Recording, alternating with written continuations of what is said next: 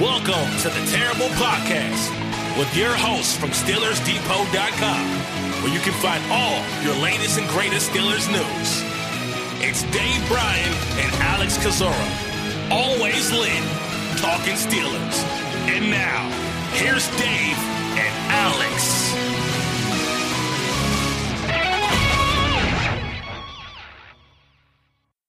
Welcome to the Terrible Podcast, Season 11, Episode 57. He's Dave Bryan. I'm Alex Kozora, SteelersDepot.com. Glad you guys are back with us for this Wednesday, Steelers Nation. Dave, the Pittsburgh area, PA is going to get hit hard with the snowstorm of the century, they're calling, so I'm very jealous of whatever, I assume, nice weather you're having out in Vegas today. Yeah, it's the time of year where you get those crisp mornings. In fact, there was even a report the other day that probably not too far from here there was a few flurries near Mountain's Edge and all like that. My heart goes out to if you can survive. None of that ever sticks. By the time I think the last good snow we had here was a couple of Februarys ago. If it snows a lot. It happens usually in late January or February here, but. Weather's nice here, and evidently the Steelers have made the decision that they're going to play out the rest of the season, I think. So they are not canceling the rest of the season and not selling the team and moving it to Albuquerque, New Mexico. Although I would like to go to Albuquerque, New Mexico. I hear it's beautiful there. I'd like to take that in as a vacation trip. But they wouldn't have to play in the 10 inches they're calling for here, so it's going to be a fun couple of days. Woo. What's it supposed to be like have you looked ahead to Cincinnati on Monday night or no? I haven't, but I guess I should do that later in the week. Hopefully not 10 inches of snow. I assume it'll be nicer than that. All right, Dave.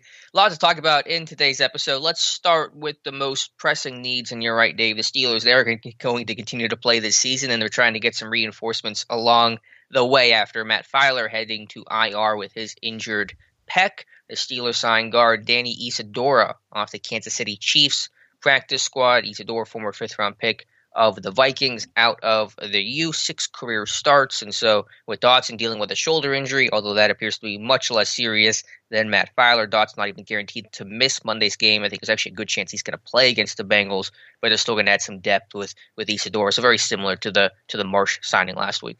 Yeah, and I think we said as much on the last podcast, right? That look for them to sign a veteran guy. Didn't know who. Hadn't taken a look around at the practice squads around the league at all. But Isadora, I think, fits kind of what I envisioned them going after. You got a guy that's got a little bit of youth to him still. As you mentioned, a former fifth-round draft pick in 2017 out of Miami. If I'm not mistaken, that was the draft that Njoku and Brad Kaya and the Steelers were there at his pro day. Right. I think they had a large contingent there at that Miami pro day, if memory serves me, that day. So they probably already knew. Did Isadora come in for a visit that year? I don't think he did he? No, he did not, but they were at his pro day. Let me get you who all exactly was there, but go ahead, Dave. So they obviously knew a lot about him. Look, he is what he is. He's more of a mauler, I think, than he is anything. I don't think he's as much of a finesse or a technician, if you will.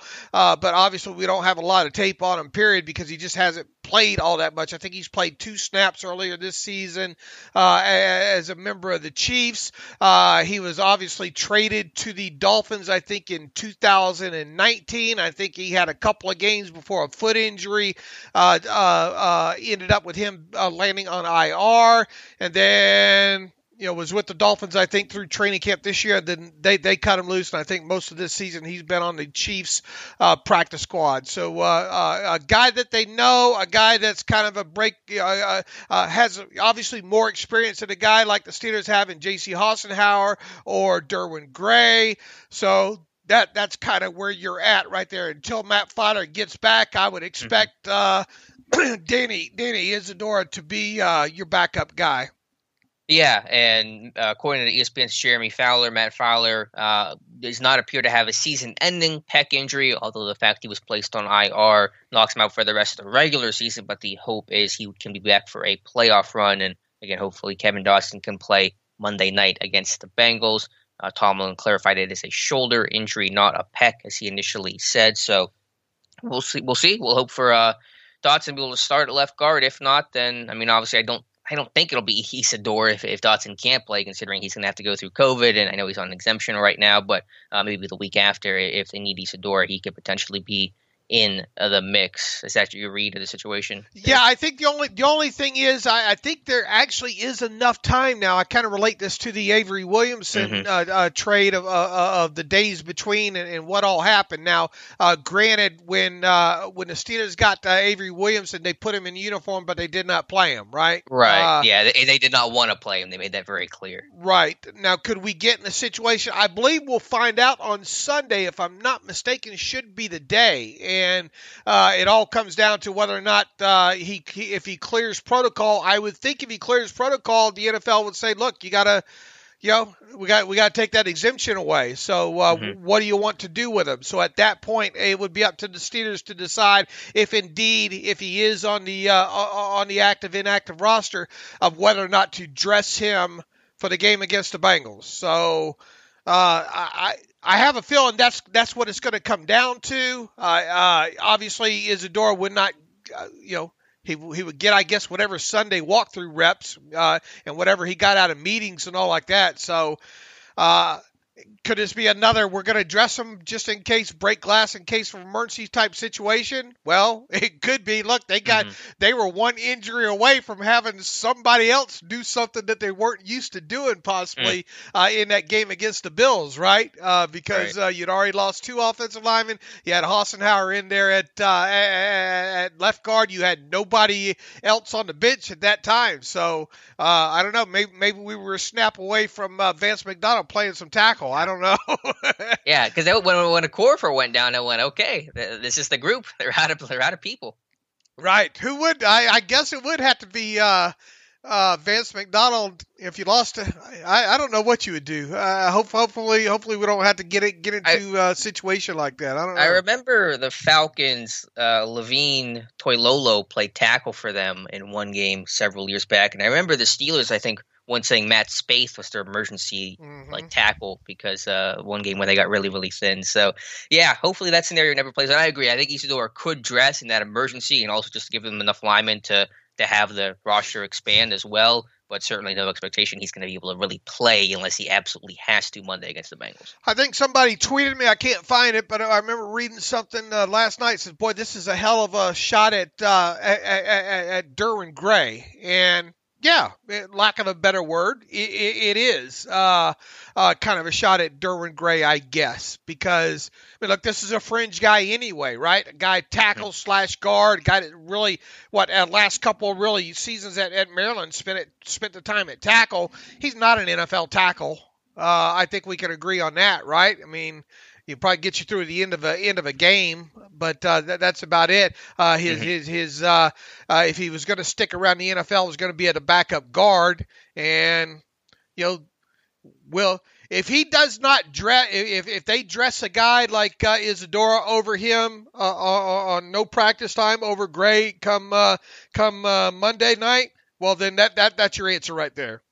Yeah, that's true. I mean, I don't know if it's necessarily a shot. It's just a recognition that there's a lot of injuries. They want to get a veteran guy who has some experience in here before, the same way they wanted to sign Marsh after Dupree went down. So, I mean, obviously, you'd be uncomfortable with Gray because there's so much unknown. He's played, a couple of snaps on the line this year. That's it. But, yeah, I think they just want to get veteran depth in here, just considering, how hurt they are at the position right now. Right, and what else are you going to do at this time? You have to scavenge, opposing teams' practice squads, and that's what they've obviously have done. And guys like Marsh and Isadora now here's the hope we don't have to see a lot of those guys.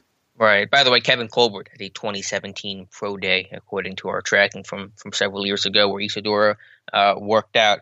All right, Dave, other injury report stuff. Mike Tomlin updating the media yesterday again, saying Kevin Dotson has a shoulder, a Corfer with an ankle, James Conner with a quad. So that probably explains why he barely played in the second half, why you saw so much J-Sam in the second half of the Bills game. Tomlin also said they were excited about getting Joe Hayden back who's in concussion protocol. But Tomlin deemed all those guys, thoughts in a core for Connor, guys who could be limited early in the week, but kind of seem to be optimistic about their chances for playing against the Bengals. Yeah, obviously anything can happen, but practice participation will and performance will, the typical Tomlin quotes, if you will, when it comes to, we'll see how these guys fare the rest of the week and all. He sounded pretty.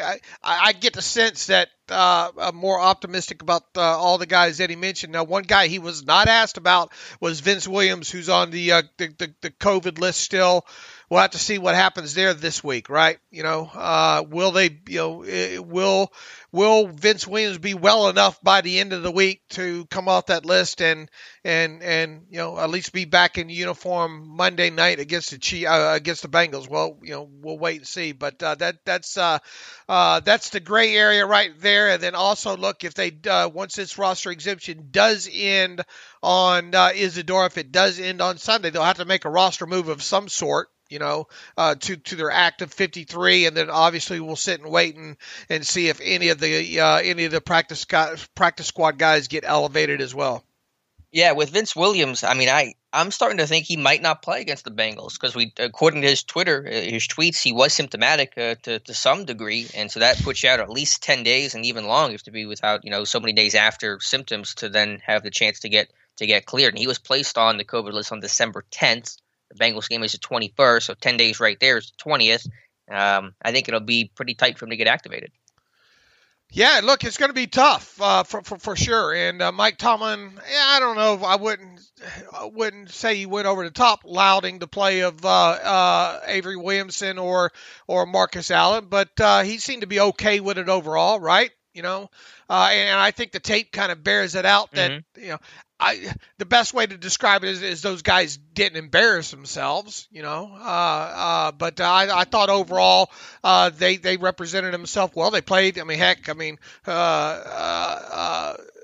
Allen played 80% of the snaps, I think, in totality, and obviously Avery Williamson a little bit more than that. So could they use a guy like Vince Williams back? Absolutely they could, especially from the communication aspect of it and all. But regardless, if Vince Williams is back, I would expect I would expect Avery Williamson to still wear the green dot.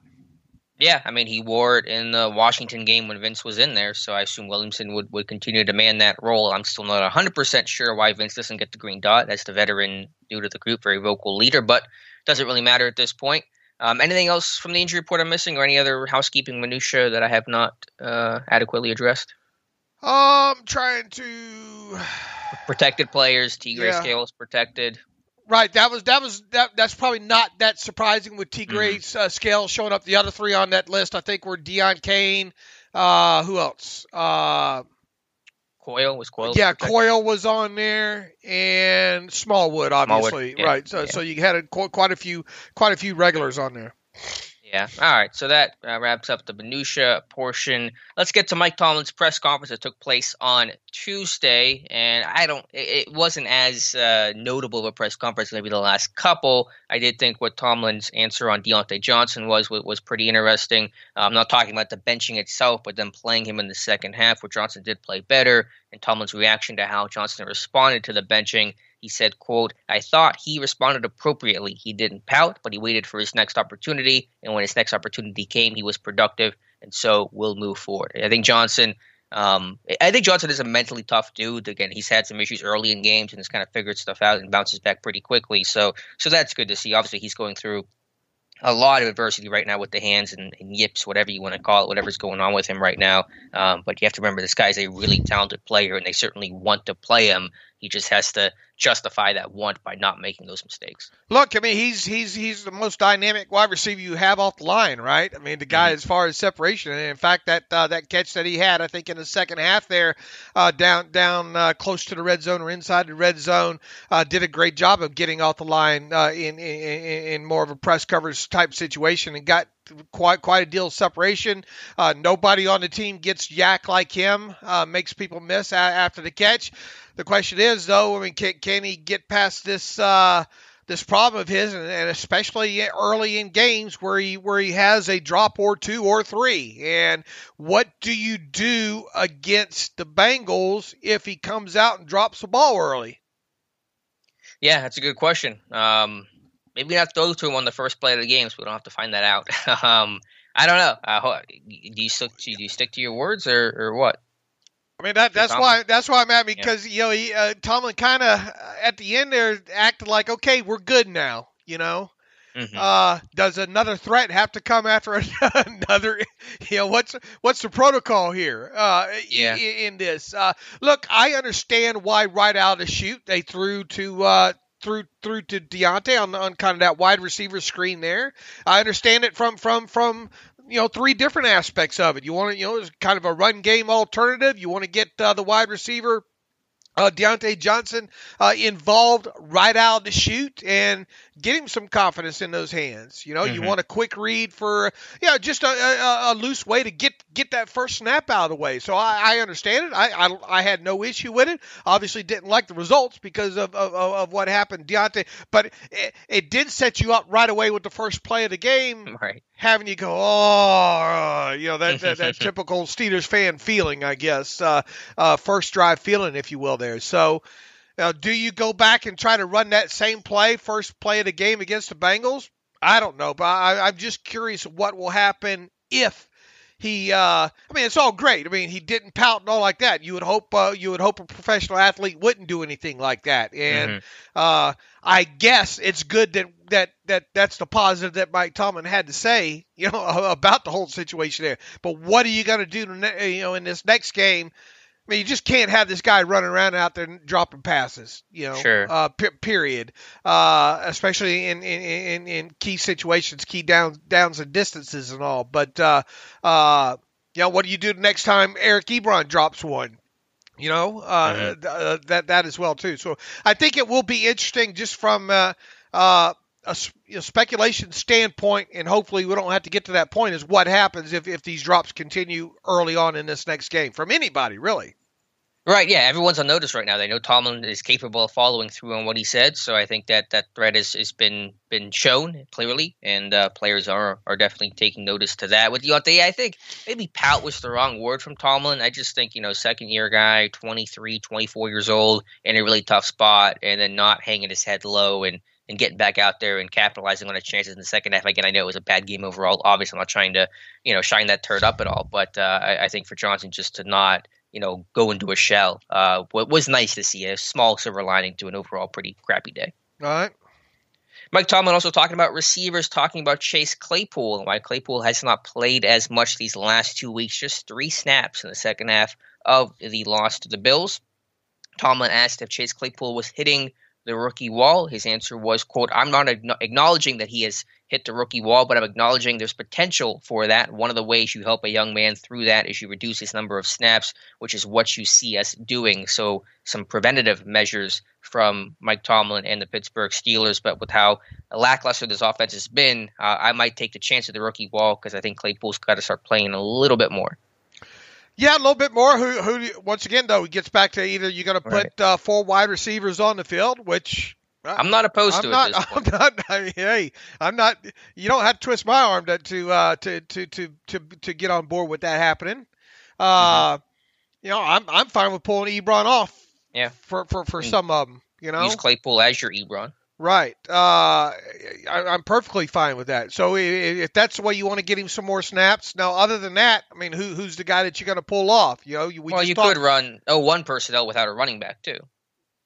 Sure. And we talked about that, I think, last week. But you're not going to do that for 20 snaps a game. At least we don't think you're going to. No, but if you do 5 of one, 5 of the other, get Claypool a little bit more. You could, increase his snap count by 10 to 12 snaps right there. Right, but you're definitely not going to be running in a lot of those situations. Yeah, well, I don't want them running in any situations right now because they can't do it. Mm-hmm.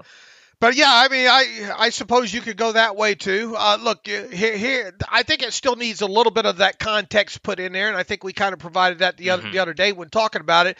3 snaps is obviously low, but you only played 19 snaps in the second half, offensive snaps, period. And a handful of those were red zone snaps, I think, on top of it. And then on top of that, on top of, you were trying to get Deontay Johnson back integrated into the game. So, Right. And then you have a guy like Washington that's hard to pull off the field because he's the only one him and Juju really were the only ones making plays at that point. So other than pulling Ebron off the field at that time, the max you were going to play him in that second half anyway was 19 snaps, and you probably weren't going to play that max anyway. So could you have got him another 6-7 snaps? Yeah, I suppose, most definitely. And now we'll see. To me, the kid looks no worse for wear anyway. I mean, he got sat down on his butt by Tre'Davious White kind of early in that game, kind of woke him up a little bit. But outside of that, I mean, other than him maybe not catching a few balls that maybe he probably should have down the sideline, deep down the field, I don't think I've said to myself, boy, it sure looks like Chase Claypool's hitting the rookie wall. But, he obviously might have some nicks and bumps or whatever. He did land kind of hard on himself earlier in that game when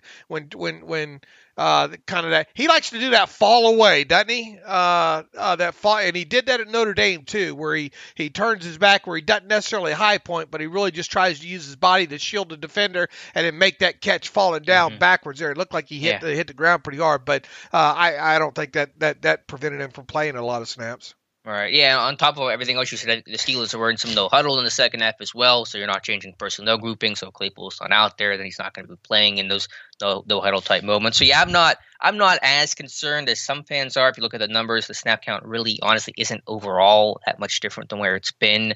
But hopefully, you get a little bit more involvement from him and find a couple, tweak it a little bit to get him a couple more snaps. So he's not sitting on the sidelines for a whole half of football, even if you only have 19 snaps. Right. And, I mean, once again, the issues go a lot further than very true. They got to get Claypool on the field more, Yeah. And that's what Mike Tomlin talked about. He said overall one of the big issues of this game, one of the themes across the board, not just in trench play, but overall, was Pittsburgh was not physical enough, Tomlin said. Let me find the best quote here. The bottom line is they were the more physical football team. But just in general, I thought in all elements of play, they were the more physical group. They're a physical football team in general, so they're capable of that. But regardless of circumstance, we don't want to make that comment. He said not only were they the more physical group up front, they were on perimeter play. So they talked about Stephon Diggs or some other coverage guys. As you mentioned, Trey White just planting Claypool in that 1/3 down. Diggs took it to the Steelers DB several times. Pittsburgh just not the physical group, and they were in pads too. So that's not even they were in pads on that Friday practice, so that's not even something you could point to as an issue of why they weren't the physical team on Sunday night. What do you think about how big of an element do you think traveling on game day played into it, if any? I mean, I know it's unusual for them to do, but I really think none. I mean, I certainly couldn't use that as the excuse of why this team wasn't. If had they flown in Saturday, I was not expecting a more physical team for Sunday. I mean, it's how long is that trip? I mean, 45 minutes. Yeah, just interrupts kind of your regular flow, though. Right, but I don't know. I'm not saying that's the reason. I'm just asking. That's what could it be potentially one small element in it? Yeah. If it is, it's a very, very tiny element. I mean, this team has not been physical enough, I think, for several weeks. And they definitely weren't physical enough. And there's look. I think we talked about this Monday night or whatnot during the live stream and all as well too. I don't think at that time you had really hit hard and heavy into the all 22 yet. And I kind of warned you.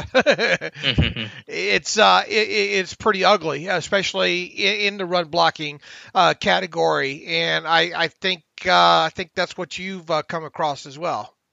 Yeah, I mean, it was certainly a part of that. I mean, that's been a theme for several weeks now. I don't think you can be a good physical, or I don't think you can be a good run blocking team if you aren't physical up front. But I just think overall, for the run game in particular, and I had the article this morning on Steelers Depot, remind me of the Cleveland game last year. I think the Thursday night game that they ended up losing, where they just let guys run free. A lot of linebackers running free, a lot of combo blocks that didn't work, guys not able to secure at the first level and climb to the second level.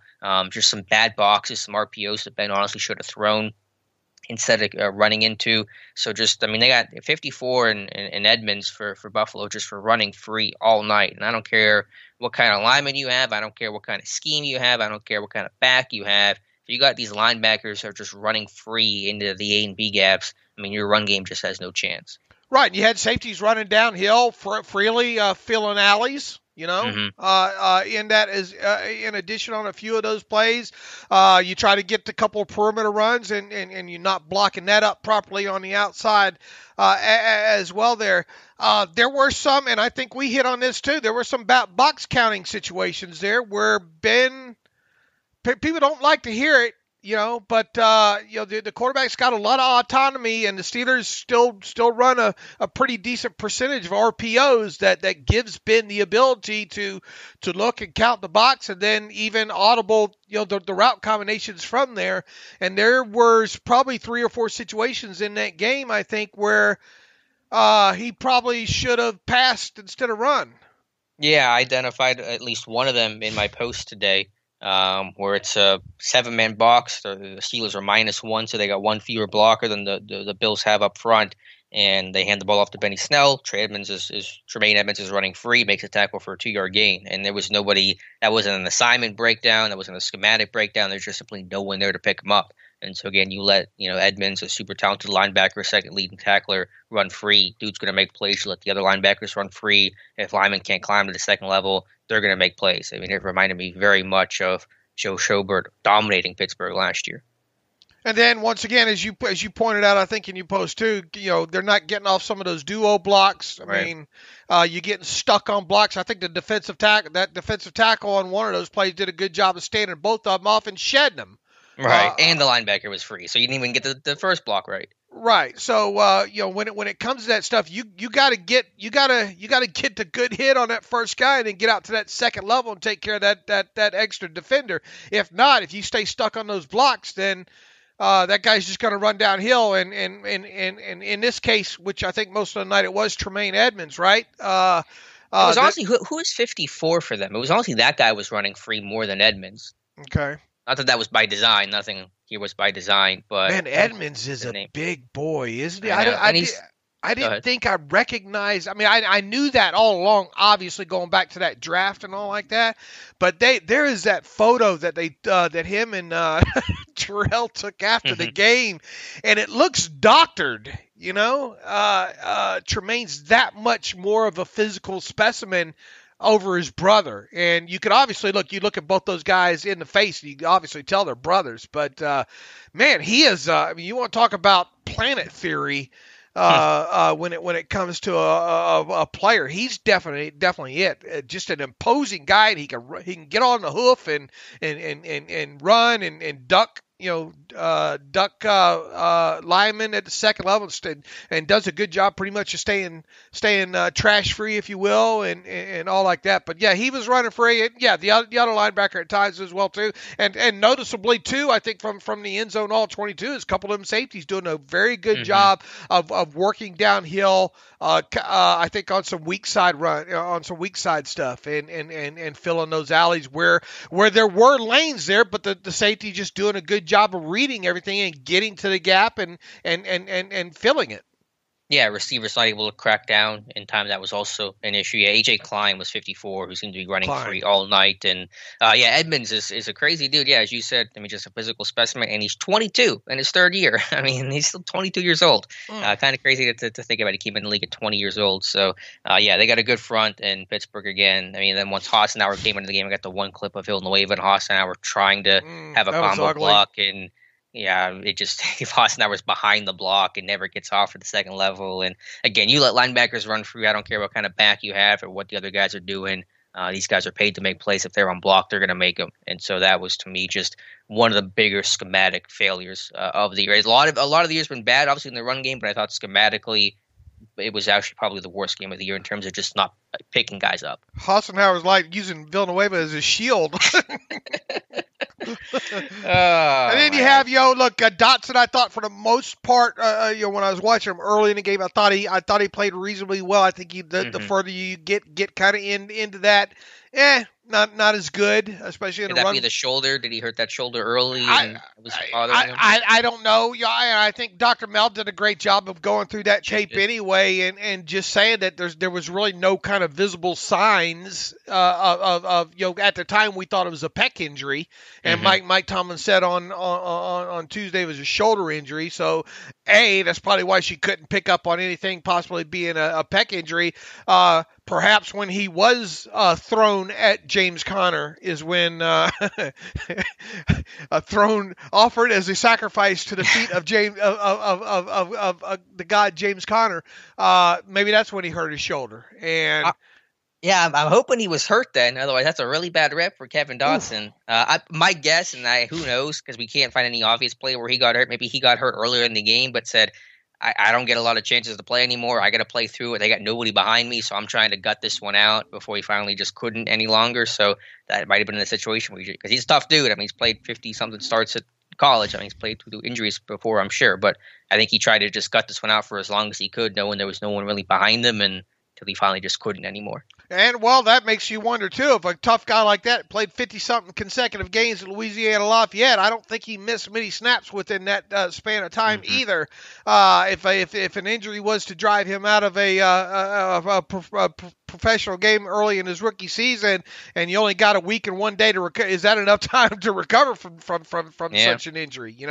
So how serious was it? And is there enough time for him to recover before the Bengals? Look, it's going to be something. If he does play, we're going to definitely he'll be under a microscope more than anything. And you have to think at this point anyway, once he's in there, Alex, and if he's healthy enough to suit up, it's going to be him from here on out, regardless of if you get into you're definitely not going to mess with that continuity, I don't think, if they are able to get some semblance of a 3 yards in a cloud of dust together in these final 3 games. You're damn sure not going to mess with it come playoff time if Matt Filer is healthy enough. Matt's just going to have to sit on the sideline. I have a feeling. I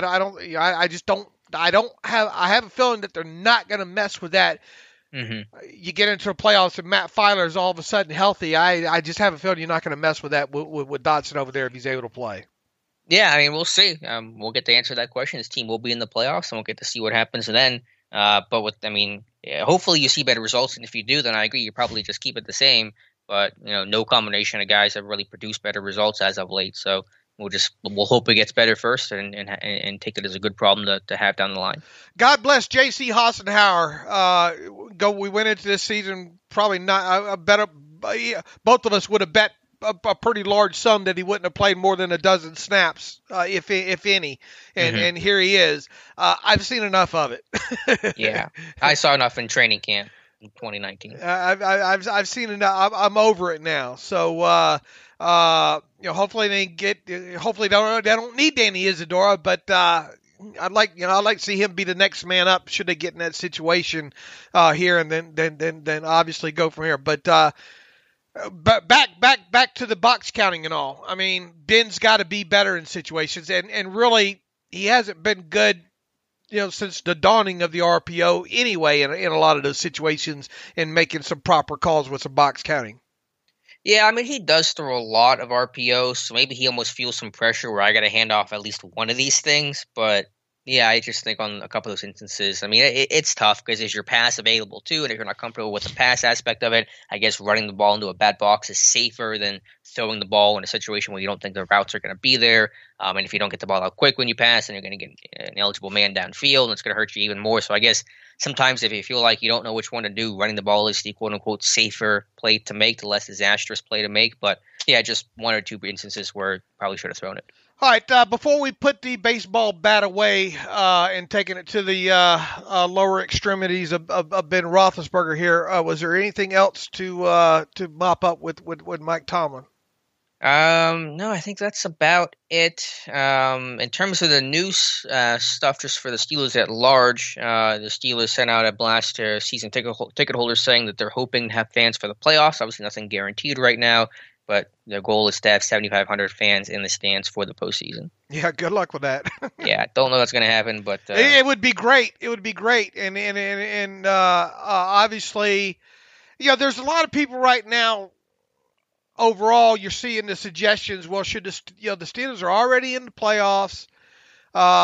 They're probably going to be no worse than a 4 seed, right? Is that what the general speculation is? I mean, I don't know. I don't know. You look at you get on the Twitter machine right now, and you'd swear the team's 2-11, not 11-2. But the general message I seem to be getting from fans is, oh, we need a like this week against the Bengals. Just let Ben and a couple of these guys sit, give them a kind of a bye, if you will, and surely this team can beat the Bengals with Mason Rudolph and whoever else is in there. And my response is, hey, you don't have anything locked up, anything in this COVID environment that we're in right now. Does it seem likely that the Chiefs are going to lose a game that would be a difference maker? Because correct me if I'm wrong, even if they have the Saints still on the calendar? I think this weekend they play the Saints. Okay, but that's one of those ones where even their fans are saying, well, if we lose one, we want to lose one this way, Right, because it'll be a non-conference game for the tiebreaker. Right. So I don't, even if they lost that and the Steelers and then they won out and then the Steelers won out, I still think the Chiefs have the top seed, right? Correct. My understanding, yes. All right. Now because people are already surrendering a red flag to the Chiefs being the number one seed. Okay, I mean I get it when you look at that schedule, but we're also in an environment where anything can happen on any given Sunday. I mean, you could have half their team go down with COVID stuff, quarterback included. You just never know how injuries are going to impact the middle of a game. How many people would have thought that the beginning maybe of that Dolphins game, the Chiefs game, would have gone? Now, obviously, they did what they were supposed to do. They ended up, just taking full control of that game. That game ended probably score-wise, probably close to what maybe a lot of people envisioned maybe happen, or at least Vegas from that end of it. You got to play while there's still something to play for. Now, maybe in another week or two, if you get locked into a certain, I could see an instance where maybe the game against Cleveland at the end of the year, you're saying, well, the heck with this, Yeah, I think any idea about benching guys before week 17 is just a vocal minority being a vocal minority. They're not going to do any of that, nor should they. There's a lot to still play for. We're not just benching healthy guys here with 3 weeks to go in the season. And look, I mean, do you really want you got a lot of things that you need this offense to work on right now too, Yeah. All right. The clinching scenarios, the official ones, obviously came out just a little while ago. It's just kind of how we wrapped up. I think the on Monday or Monday night when we did the live stream there, the Steelers can capture the. What'd you think about that game? What'd you think about the Monday night game? That was a great game. I mean, it was game of the year. Scoregami too, wasn't it? Scoregami, yeah, 47-42, first such score in NFL history, and you get the backdoor cover at the end. Just a lot going on in that one. But yeah, I mean, Cleveland obviously a talented team. They got to hang with Baltimore. They got a great rushing attack, a great scheme and plan overall. Stefanski's doing a tremendous job. But Lamar Jackson, whatever you want to call the end of that game, that's one for the ages. What would you call that offense, though, Alex? I mean, honestly, the Ravens. The Ravens. It's. I have out on Twitter a couple times this year about the aspect that, boy, in today's NFL, you've got to have a quarterback that can be able to extend the play moving forward. The era of the pocket passer is over with now. If you don't have a quarterback that can extend the play and maybe even get you a few yards on the ground, you're doing it wrong in today's NFL. The way all the athleticism is and the speed and all like that, you're just not going to be able to have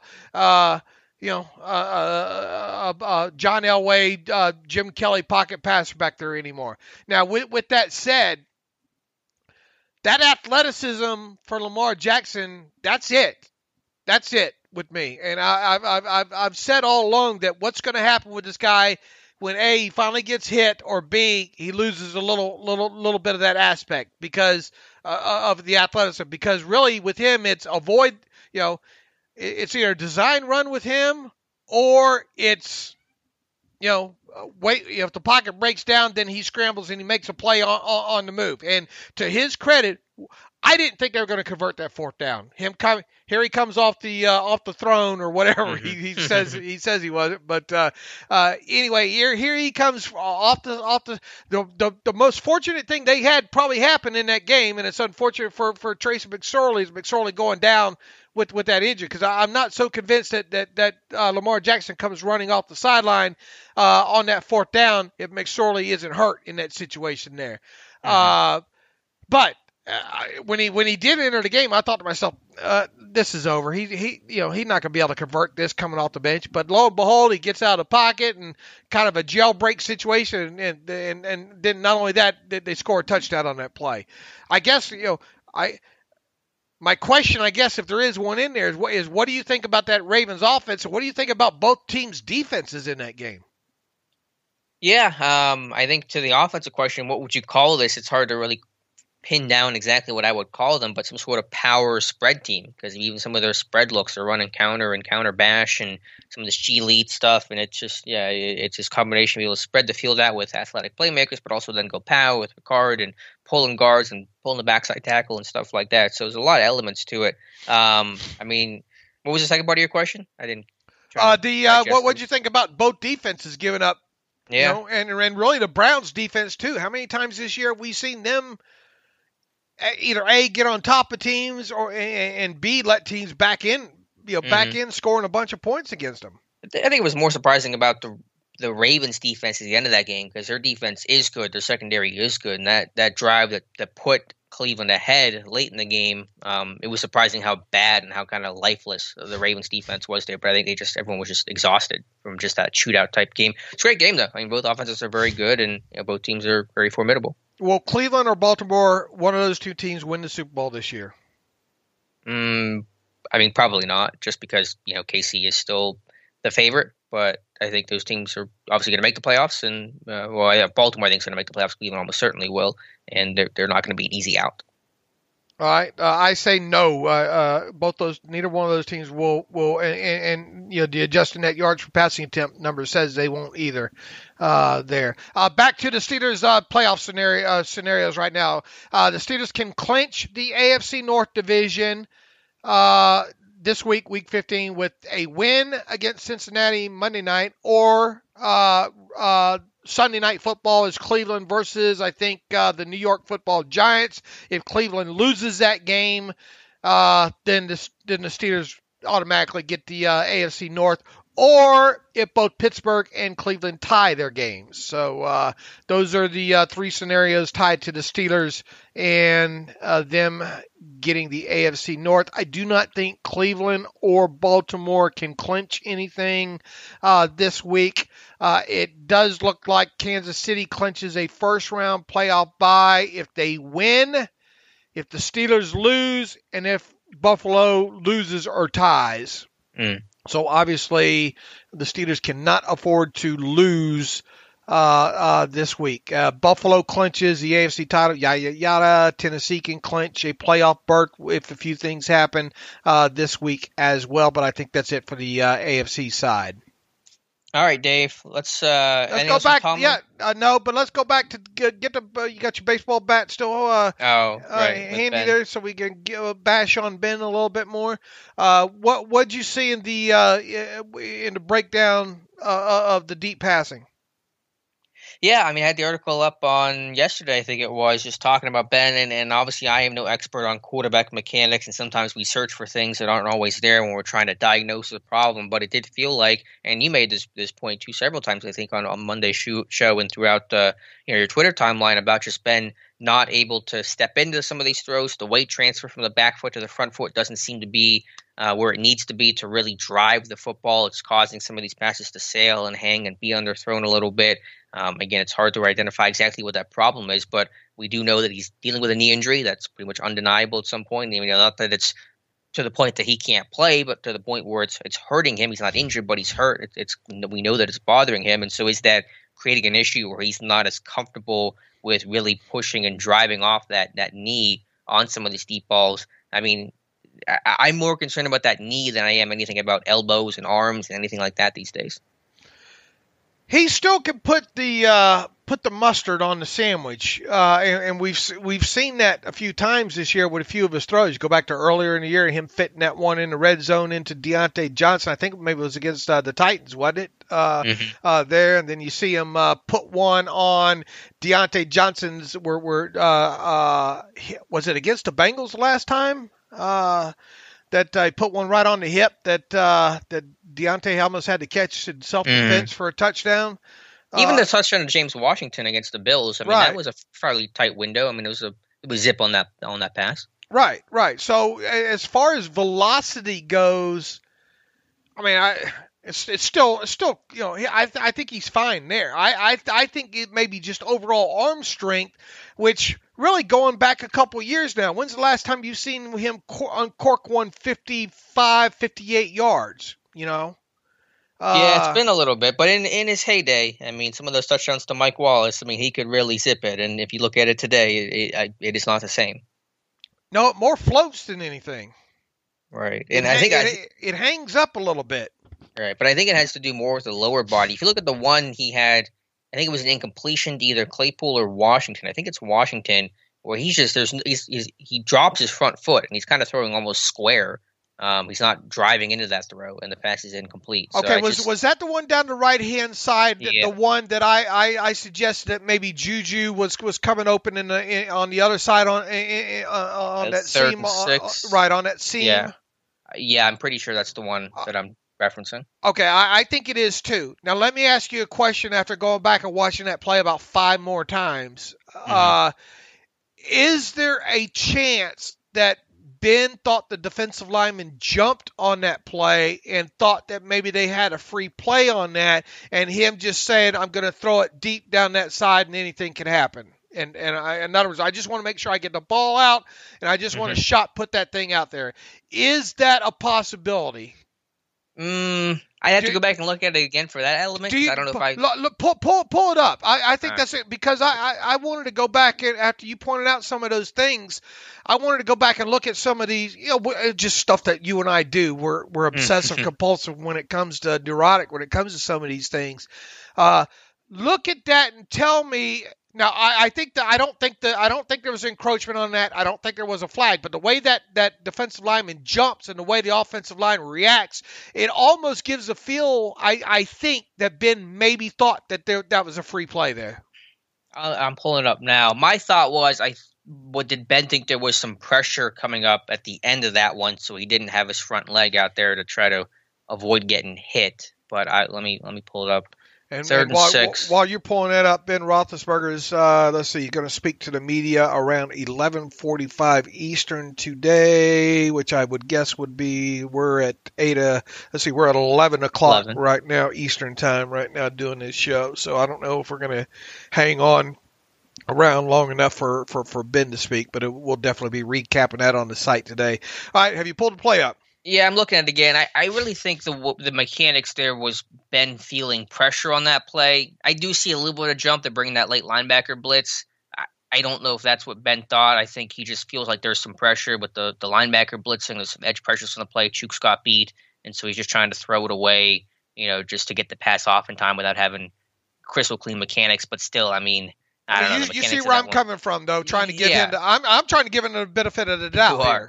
You are. I mean – his base narrows. I mean, just the way he follows through on that one. I think it was more induced by the pressure than anything else. But just overall, the mechanics did not feel clean from the ground floor up. Okay, and I agree with you, but I was just trying to look, make sure I didn't miss anything in this. I mean, if that was the only example, then that but there were multiple examples where it felt like we're seeing the same thing, where he's just not able to shift that weight to that front foot to really drive the football, and that's causing some of these deep balls to hang in the air.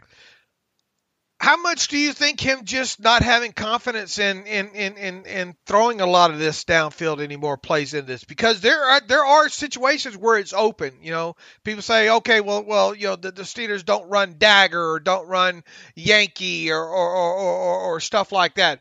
I think a lot of it has to do with him just not having a lot of confidence or wanting to go down the field as much. See, I don't think I agree. And obviously I don't know what's in his head and what's in his heart, but I think Ben is the most confident dude on the field every time he steps out there. Like, he has always got complete confidence in himself, and he's going to get the job done. And that's the mentality that he's always kind of had. I mean, he's the most competitive dude on the field. We know that. So I don't think, and he is throwing it deep. It's not that he's not doing it at all. It's just not working that often. Okay. Maybe I'm wrong. I mean, just my read of Ben, his personality. I think to be the Hall of quarterback. I'm more than anything, I'm saying I don't think he likes standing in the pocket as long anymore. Okay, yeah. I don't know. Not so much the actual act of throwing deep, but heck, maybe he does have a little twinge in his elbow that we don't know about. I don't know, you know. But I feel like, yeah, I mean, he could. Who knows? I mean, I'm sure his arm doesn't feel great considering how much he's thrown the football this year. But I feel like the issues right now could be more knee related than they are arm related. But I know we're trying to armchair this thing. And you know, he's still taking, on average, how many times is he throwing deep down the field? 6, 7? Yeah, like I said, it's not, if he wasn't confident in doing it, then he wouldn't be doing it at the frequency in which it's happening. He's really throwing deep, kind of the same.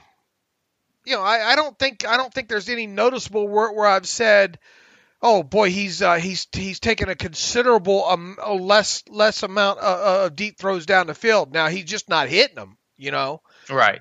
For sure. And look, this thing plays out a lot different in these last couple of games, and so do the stats. And I think in totality, I went back and looked at some of. Look, drops are subjective, right? I mean, our drop numbers are 3 or 4 off, I think, than what Pro Football Focus has on theirs. But if you take what our own Tom Mead has down as drops, and you take out the like the third and whatever couple games ago that would have been wiped out had Juju even made the catch on that third down drop of his. He's right around 300 yards in just regular air yardage that he has lost from passes that were dropped. Okay, and not even counting yak. Yeah. And that's not even counting after the catch. And you could probably go ahead and give him at least another third. At least another 100 yards in yak. You know. On those, so he's lacking 400 yards just in drop yardage alone. You know. Yeah, so you're right. If you don't have those drops, the numbers look better. The situation looks better. The deep ball is still a concern, but obviously the overall picture looks and is he having to throw as much? And you never know the impact and the situational things that are going to, because quite a few of these drops have happened on third downs, yada yada. So look, it's not just a Ben problem. It's not just a Deontay Johnson drop problem. It's not just a offensive lineman physicality. A, and then B, not getting off technique, and it's not just the backs not making their own yardage in certain situations where you see other backs around the league be able to do that. It's a lot of everything, and that's kind of what we put our finger on for the last 4 weeks, I think, here, and why we can't put our finger on just say, well, if they just did this or just did that. That's another aspect where I think it's absolutely silly to put this on Randy Fichtner. Overall the blame has to get spread around, and it starts with 17 drops in 3 games, and so many of those crucial moments, third down, red zone, end zone type stuff that could change the entire complexion of the game. There's no question about that. And then Deontay, drops 2 passes, one of them on third down, would have been a first down, gets benched. Now you're losing one of your better weapons on the field. He's not available because he's on the bench. So there's definitely a trickle-down effect there. And it's not all on Ben, but just had that thought. And again, maybe I'm searching for an answer that is incorrect or isn't there because you're trying to solve these problems right now. But I just feel like maybe that needs bugging Ben. And maybe you're right. If he wants to get the ball out of his hand a little bit quicker and isn't as confident or has some pain or discomfort trying to push off on that knee, and that's creating an issue. I don't know. Now, are we seeing a lot of teams play one deep right now against the Steelers? Yeah, absolutely. They are. And why are teams doing that? Because of the quick game and all, because they are wanting to man up a little bit more, or at the very least try to get a robber or drop a surprise. They'll sugar up the A gaps or something like that, and then they'll have an unsuspecting guy drop out. right? Mm-hmm. And try to get into the passing lanes. And on top of that, you're seeing defensive linemen, because of the quick release with Roethlisberger, they're 1,001, 1,002, get my hands up. And bat down some of these passes. So what's the best way to counteract this kind of stuff? It's establish a run game and get a deep ball going. Neither of those things Pittsburgh can do right now. But those are two independent things, and they do. A lot of people keep trying to tell me, well, they can't. They can't run play action because they don't have a running game. You know what a load of BS that is? I mean, that's been disproven. Even most conventional wisdom people agree that's not true anymore. Right. So, but they are two totally independent things. Now, how do you get a pass game? How do you get a deeper passer game going with this offense right now? What are ways that you can get a deeper passer game going? I think and keep Ben comfortable with protection. Yeah, I mean, I just wonder if it's an execution element of it. It just doesn't happen. You just don't say, okay, let's go deep. Sure. Yeah, I mean, I think there's some things conceptually you can do. Maybe you do some more divide routes and as you said, dagger type concepts that could put some more stress and strain on these safeties to put these guys in conflict. You still have to block it up. Yeah, well, yeah. I mean, we're just getting an execution of it. You just got to execute. And if Ben's deep ball is going to keep hanging like this, and he's going to be able to complete these deep balls, as I wrote about yesterday, Buffalo's plan was take away the quick game. We dare you to throw it deep because we don't believe you can complete it. And they were right. Right. And until he starts hitting some balls down the field, he's going to continue to see the single high. Yeah. 100%. And he's going to continue to see the single high cheat to the numbers, to the bunch side of the formation too. So right now, teams are not afraid of James Washington or Chase Claypool singling up on the outside, and he's going to have to start hitting those. He's going to have to start taking shots at that early in the game. Those are prime Ben Roethlisberger situations anyway.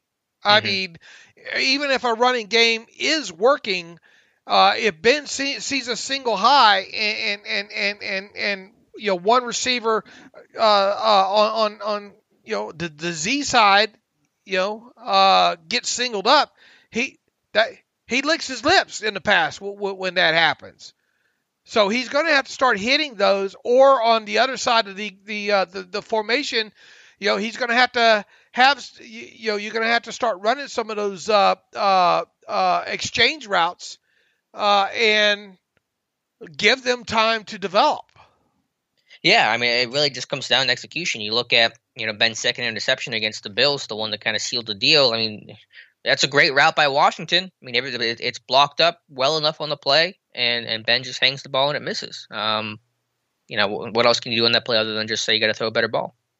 Right. I mean, what other ways? I mean, you need the deep passing game for several reasons. Because you start hitting a couple of those, you start getting that extra safety lingering back a little bit more, or you get the box count low, and at that point you're supposed to be able to run in situations like that. This is not just a one thing. Well, Randy's got to just start calling more deep route combinations in here, and everything will be fine.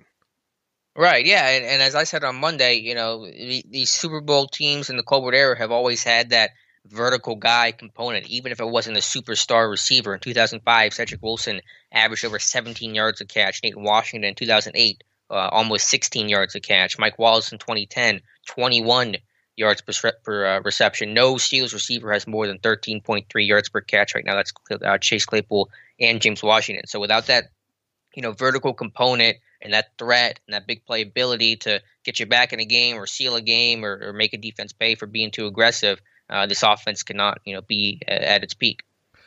I'm going to step on a lot of toes here. All right. Well, it wouldn't be the first time. All right.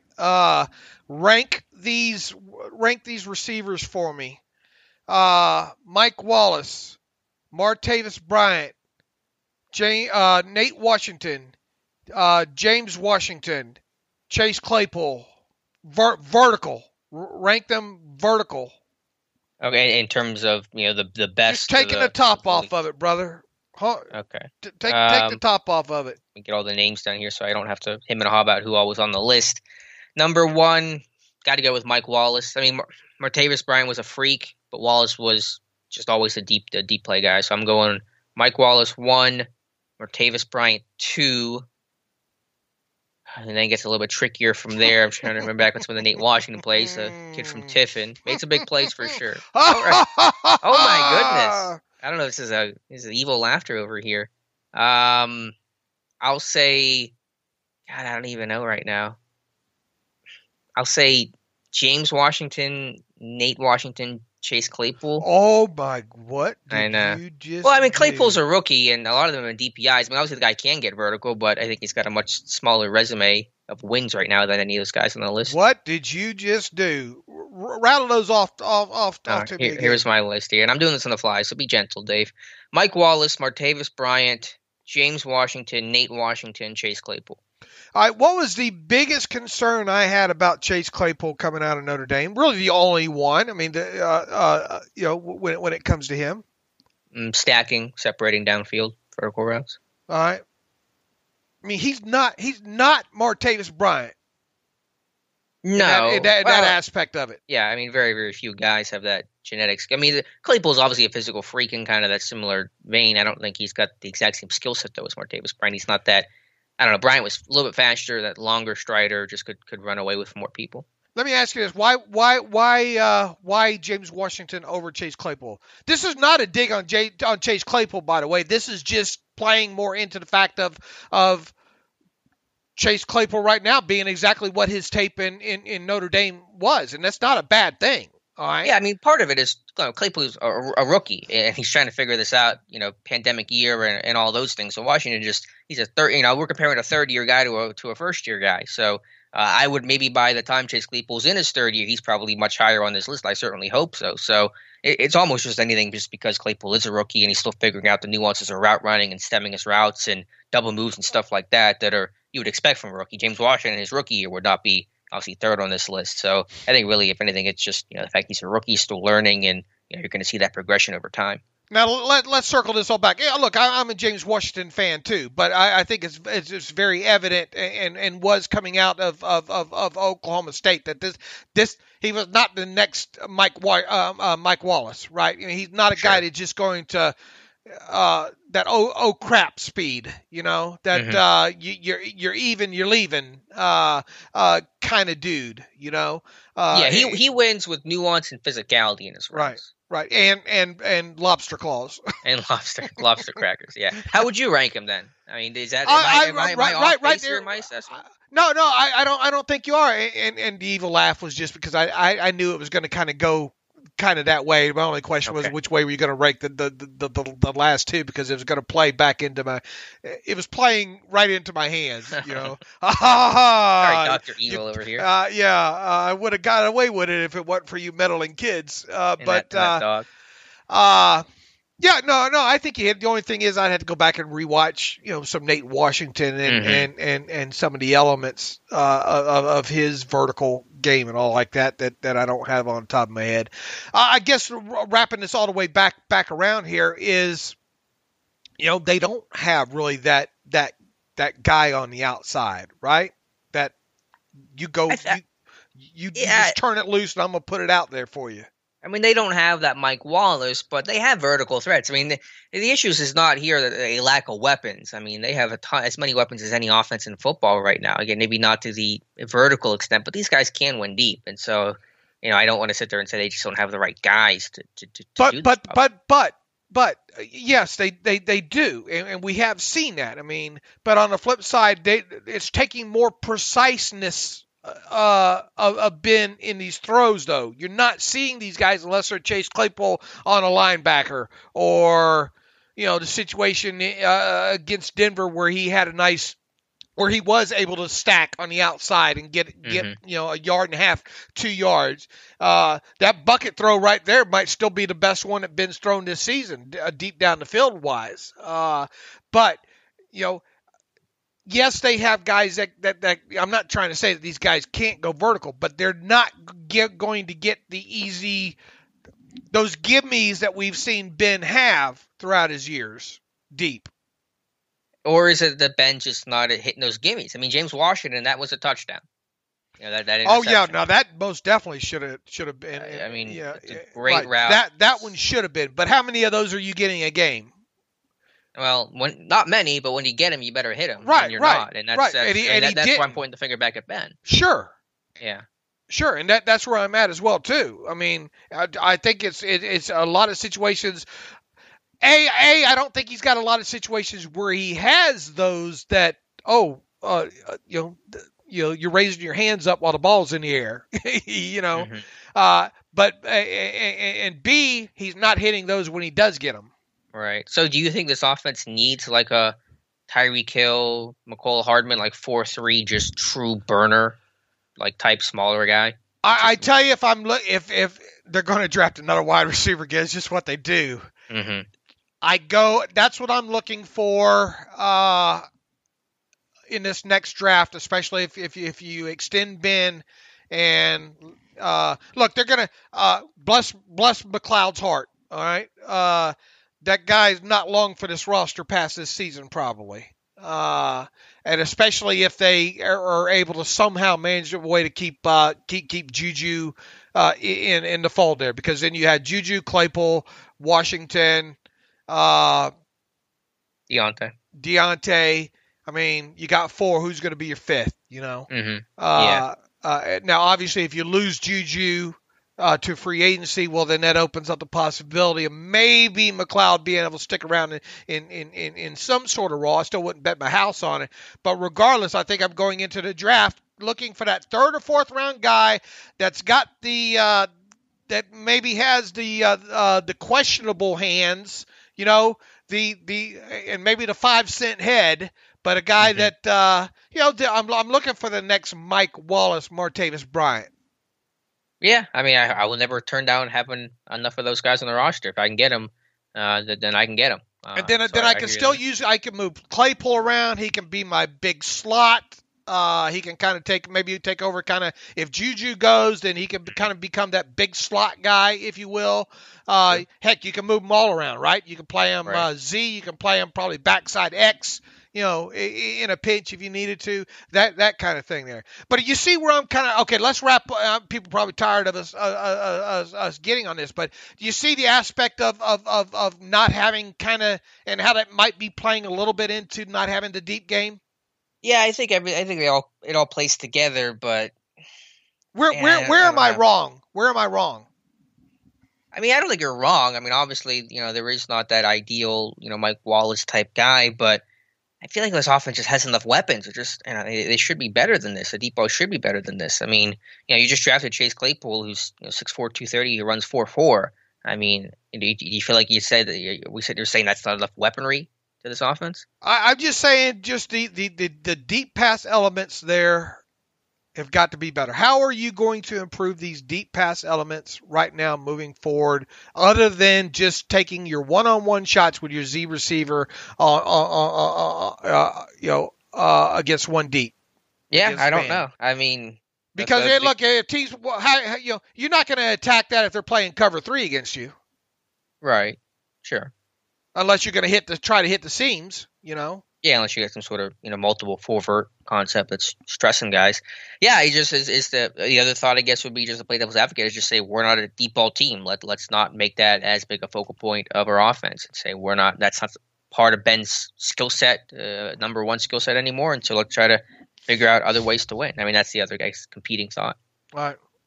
I mean, we haven't solved anything, but no, we haven't solved anything. Get the T-shirts that say that. All right, Dave, anything else reviewing this game against Buffalo? Anything else offensively or defensively? I've not touched on the defense today that kind of stuck out to you on the tape. Defensively, if you wrap up a couple more times in that game, probably changes the complexion a little bit, maybe. I still think, even though you revealed the blitz numbers, I think on the live stream show. Have you revealed them on the regular podcast? Did we talk about them on Monday? I don't know if we talked about it Monday. I think I mentioned it. I tweeted out the numbers. In the first half, they blitzed Josh Allen 65% of the time, and the second half was only 55% of the time. There were some maybe more aggressive blitzing in the second half, but some of that was just because of the 2-back looks that Buffalo was running And so if guys were staying in, they were bringing pressure because of it. Sometimes that went wrong when some of these guys would pop out and not get covered. So, yeah, those were the blitz numbers. Josh Allen, though, was much better against the blitz in the second half than he was in the first half. And really, so the blitz numbers percentage went down. It sure didn't feel like it live, I'll tell you that. Mm-hmm. Yeah, they did go down. But Allen did a great job of adjusting and getting the football out. And at some point, I think you got to back off and show them some things and then get out of it, And the blitzes did work. I mean, some of those overload nickel inside linebacker blitzes, I mean, they were getting the D-tackle free once Alu, once Hayward. So they were getting pressure. I mean, the receivers were just making plays, and Allen made a couple of really good plays against the blitz. And they did have the good goal line stand down there after the pass interference. I thought that was impressive. That more than kept them in the game. I thought at that point, right? Defend. Then obviously, Buffalo 7 of their points come off of 6 points come off of a pick six. That hurt. So I mean, you whittle this thing down to them giving up 20 points. I mean, if I would have told you ahead of this game, Buffalo's definitely scoring 20, but that's it. Do you take it? Yeah, I think I would have taken it. And then obviously the late look, the late drive should have never had. Props to them for using up how much 7+ minutes. That's a lot of damn time. That what down did we circle late in that one? The 3rd and 10, right? Yeah, was it the completion to Isaiah McKenzie for 12 on 3rd and 10, 3rd and 6, whatever the number was? Yeah, if you stop that, boy, what it's going to get lost in the sands of the hourglass, But yeah, that was kind of a key turning point where you got to point at least a half finger at the defense. Yeah, I think to me what's been frustrating is, and this is me being hyper specific, these long 3rd down conversions allowed at the end of the half. In the last 3 weeks, you've had that happen against Baltimore. RG3 went for 39 on 3rd and 11, set up a scoring drive for them. Cam Sims went for 30, I believe, on 3rd and I think it was 14 with Washington. That set up their field goal at the end of the half. That was big for them. And then Diggs on 3rd and 3 Sunday night went for 23. That set up Buffalo's field goal before the half. So you're seeing 3 big plays, end of the half, 3rd down. You're in a position to make a stop. You don't. Leads to points, kind of gives their offense something to feel good about, and really kind of was a turning point in a lot of those games. And so that has become a consistent point of frustration for me. And remember, we talked about that about the midway point of the season. Say, damn, this defense overall is good, But 3rd and long situations, they're giving up way too many of those. 3rd and 13s, the 3rd and 18s or whatever. They've given up weight, and those single plays have been kind of big turning points. That and some bobo penalties, like in that first Ravens game where Cam Hayward's flagged on the 3rd down for allegedly hitting, roughing. And look, even and you can't just blame it all on penalties, all right? But the Henry Monroe roughing, what down was that? It wasn't 3rd down, but I mean, obviously, but that's a chunk of yardage. Yards. Yeah. I mean, it was a big play for sure. Yeah, and again, it goes back to it's like a broken record. But all these plays we're talking about, not only are they 3rd down conversions, they're 3rd down plus yards. 3rd and 11, you get 39. 3rd and 14, you're getting 30. 3rd and 3, you're allowing 23. So you're giving up the conversion, and you're giving up many more yards after the conversion, which is equally as frustrating. All right, look, where this defense has obviously undergone a couple of injuries here the last couple of weeks. They didn't have Dupree's not coming back this season. Obviously, Highsmith's doing some nice things still over there. Overall, I mean, on a scale on a letter grade, what would you give him letter grade wise for his play against Buffalo? Overall, just across the board. Yeah. B minus. The guy gets stronger. I mean, there's definitely a lot. He's got a plan and hand use, and I've said that time and time again.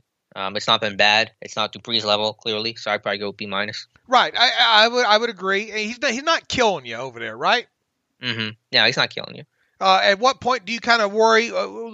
And here's the thing: if they were worried about Claypool hitting the rookie wall, is there going to be some aspect of them worried about him hitting the rookie wall? They got less options to deal with that. And Highsmith has not played the volume of snaps earlier in the year that Claypool has, so I think maybe less of a concern. Highsmith's a little bit older, too, fifth-year senior. I know Claypool was a senior, but I think Highsmith is older. And again, you can worry about it, but it's harder to deal with those snaps and manage them as you can Claypool. Yeah, but I think you're still going to see a little bit, and you got to make sure you try to get Watt off the field some. And interesting to see the amount of snaps that a guy like Cassius Marsh starts getting right out of the chute here. Look, they don't want to put Elliott on the field. And Adaney, I like Adaney on special teams, but as an edge rusher, not really liking that. Can a guy like Marsh this week get 15 snaps? I think so. I kind of want him to, actually. I do too. I've watched enough tape where I think I know him, and that's obviously dangerous because I haven't watched nearly enough on him. But that guy's got some athleticism to him, So yeah, I'd be interested to see if they can get him 15 snaps. I think that's one element of this game against Cincinnati that's worth looking forward to. Back to the big picture here. This defense looks like they're going to get Hayden back. They lost Nelson for a game. They got him back. Safeties seem to be intact overall. We'll see what happens if they're able to get Vince Williams back on the field this week. But even if they don't, top to bottom. Where is this defense right now? Where's your trust in this defense? Is this a championship defense still? Yeah, I still think it is capable of being that because of and I saw the stat, and let me try to actually pull it up because I want to be as correct as possible with this stat, but I thought it really kind of encapsulated what I said, that the defenses are going to give up points and yards, and that's just life in today's NFL. But let me vamp here for a second while I find this stat. All right. Actually, I just found it. Found it. This is from Ben Fennell, who's a great analyst, does stuff for NFL Network. He says, in 2010, 11 defenses allowed more than a 20% touchdown efficiency. In 2017, 13 defenses allowed more than a 20% touchdown efficiency. In 2020, 27 defenses allowing more than a 20% touchdown efficiency. So offenses are scoring as early and often as ever. So you're going to give up yards, you're going to give up points. That's just life in today's NFL. I think to me, the mark of a good defense are ones that can take the football away, steal possessions, create pressure, create sacks, create those big negative plays. And the Steelers are certainly still capable of doing that as often and as well as any unit in football, despite some of the injuries. So long story short, because of that factor that they can create a lot of negative plays in the course of a tight, close game, steal a possession to make a big play when they have to, situationally, gives me still a lot of trust in this defense. I would agree. I still think that look, I mean, you can't continue to lose hubcaps here, Right. But I think the state of where they are right now, health-wise, and I'm going to assume that Vince Williams will be back for at least the final 2 games. But if you can keep these guys healthy from that point forward, especially your corners on the outside and Minka down the field, the way this pass rush is able to mostly get pressure with 4, this is still a defense that can help get you to the Super Bowl, I think. Mm-hmm. Yeah, I agree. And just for the playoffs, hopefully there are no more injuries, but certainly for the playoffs, you'll have Vince back. Spillane maybe can come back by then. He'll be eligible by week 17, so hopefully he's at least back for wild card weekend. And so hopefully you get a little bit healthier in that regard. The only question is, can your offense get back to some semblance of being able to put up, 25, 26 points a game? You don't need to, if you get this, once this team gets into the playoffs, the offense probably needs to be able to score 24, 28 points a game, barring them not playing the Chiefs. Yeah, if you can get above that 25-point mark, I mean, you should expect to come away with a victory in the playoffs. Right, and we've seen this offense obviously put up the points before, right, earlier this season. Mm-hmm. Yeah, they had 10 straight games of 26+. That was a franchise record. So they're all things we know they're capable of doing. They're just trying to get back to that. All right. Any other kind of loose ends on the Buffalo game?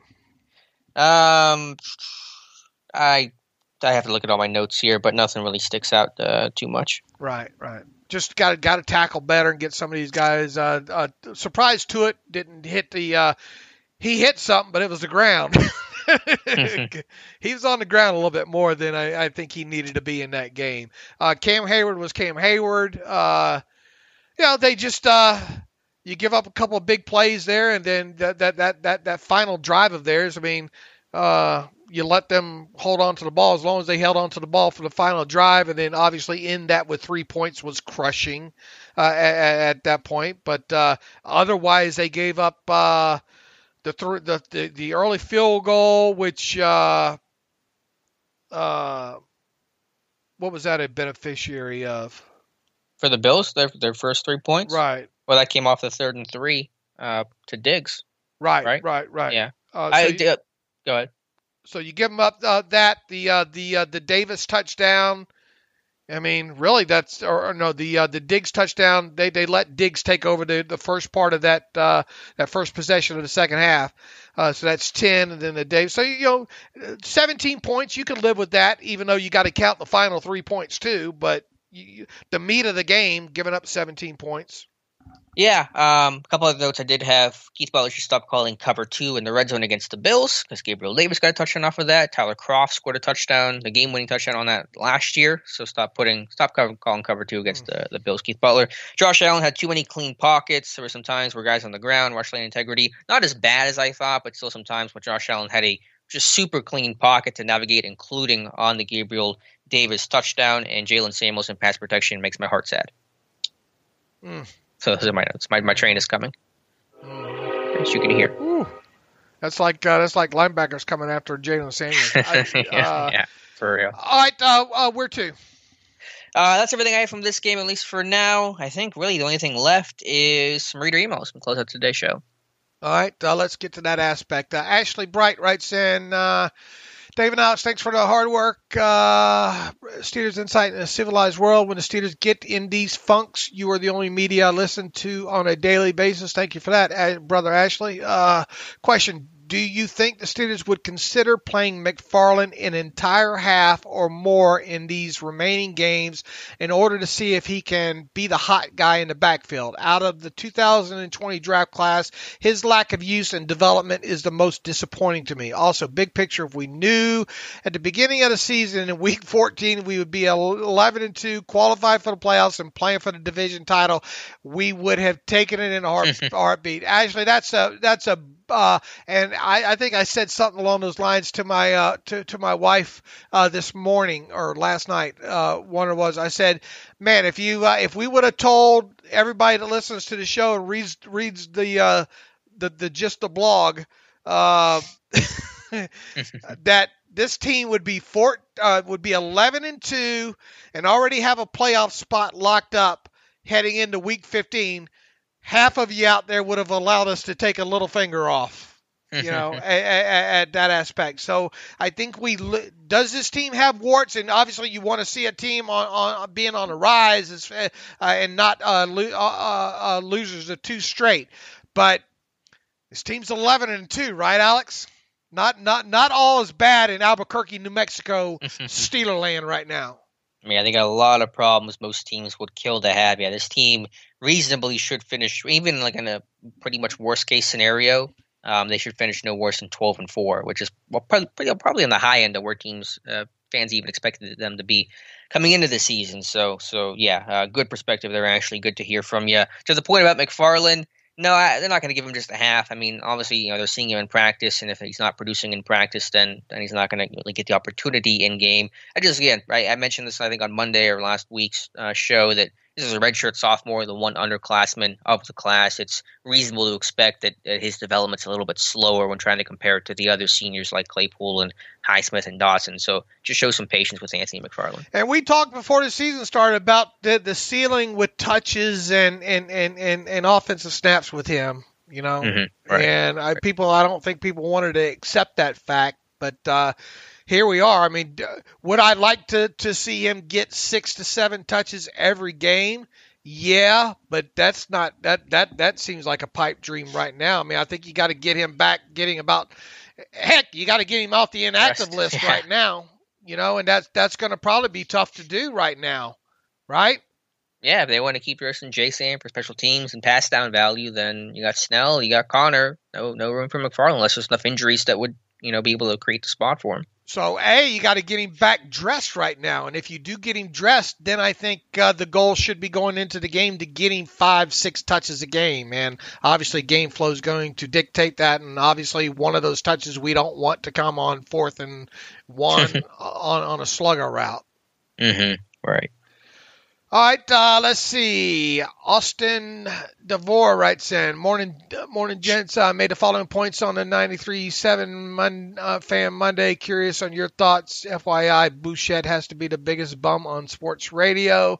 Collinsworth made a few points a game or two back about Ben. He can't run play action. I don't know if it's that he can't run play action. He can't sneak. I don't know if it's that he can't sneak. Missing on short, easy throws. I mean, he could have put that ball out in front of Juju a little bit more. Afraid to throw it down the middle of the field. I think there's a little something to that. Constantly misses on deep throws. I think there's definitely something to that.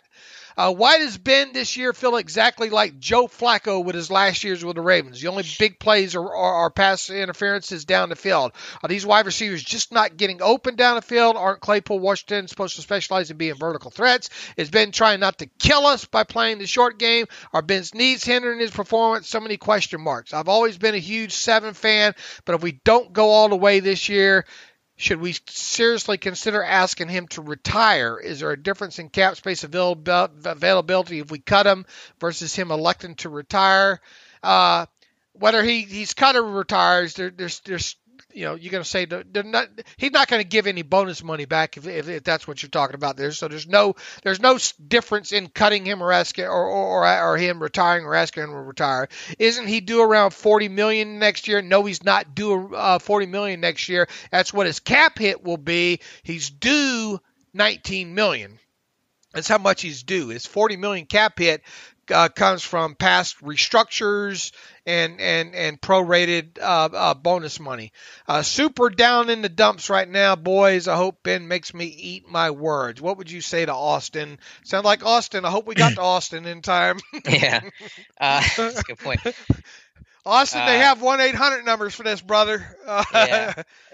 Obviously, there's some merit to that stuff, and play action's been something we've been frustrated by for years now. Year after year, this team has been basically dead last in lack of play action, and the deep ball we just discussed pretty thoroughly there. But just the context there is important. A couple weeks ago, we were talking about how well Ben is playing, MVP conversation. How much he's commanding this team, leading this team, considering they're putting the entire offense on him because there is no run game at all. And really, unless you're a superstar elite quarterback, it's hard to sustain an offense where you have no run game when you're throwing the ball 40 to 50 times a game and expect results to always be pretty and rosy, especially versus tougher defenses like Washington, for example. So long story short, I made that comment on Monday, 2017 Jags game, 5 picks, counting Ben out, saying he's done, retire. And then he comes back and that conversation got shelved very fairly quickly. So, I just, let's see how the rest of the regular season kind of plays out and go from there. But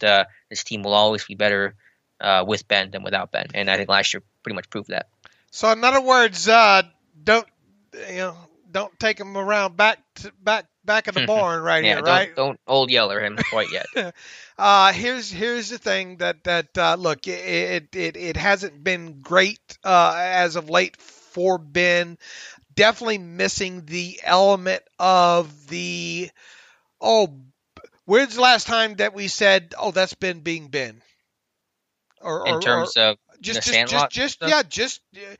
look, make no mistake about it. That's what has made him the quarterback that he's been known for, and that will put him in the Hall of Fame, right? Sure. That's just Ben being Ben. Yeah. We saw it earlier this year, right? We saw it against Denver, right? With the Deontay Johnson touchdown pass. We've seen it a few times this year. Have we seen it since the Dallas game? I mean, there's been moments of it. We know Ben's evolution of his style of play, and the Ben being Ben style was not going to work at 38 the way it would work at 22. So, I mean, you still see glimpses of it, but it's been well documented for the last several years. He's not that kind of passer anymore because he couldn't be that passer anymore. Here's what I will continually say right now. As bad as people get jumping off the bridge here and these depressing emails that we're getting, I will say this for the remainder of the season when it comes to the 2020 seasons. If you have a defense similar to the one that this 2020 Steelers team still has at this point, even minus Bud Dupree, and if you have a franchise quarterback, okay, define that however you want to define it. But that definition will include Ben being defined by it, period. If you have those two things, you still have a shot. Even as bad as the running game has been, even as bad as the rest of this has been. If you have those two things, you have a shot. And I think that's where Steeler fans need to be. People are saying, well, why even play out the string? They're in the playoffs. They're just going to go one and done in the playoffs. Okay, we'll see. The fact of the matter is this has been a team that has not been in the playoffs the last 2 years. This is a team that really up until last year, is this defense better or worse than last year right now at this time? That's a good question. They're worse. Huh? They're worse, partially because of injuries, but they just haven't played quite as well. But last year was such a high bar. How worse? I don't know how to quantify it. Third down, big play worse? Yeah, I mean, just some of that. It's just not the quite level of dominance. Yeah, some of the third down stuff. Some of the big play probably is the biggest difference. They're allowing more chunk plays this year than last year. Look, they got chicken soup for the Steeler fan soul coming up Monday night. All right.